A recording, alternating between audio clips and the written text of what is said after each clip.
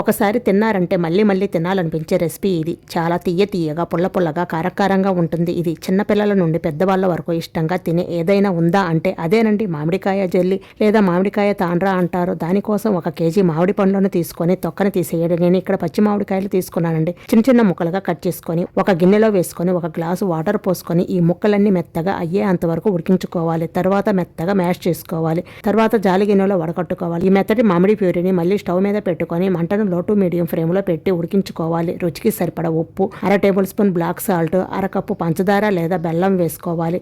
చిటికెడు green food colour వేసుకోండి. ఇష్టం లేకపోతే స్కిప్ చేయండి.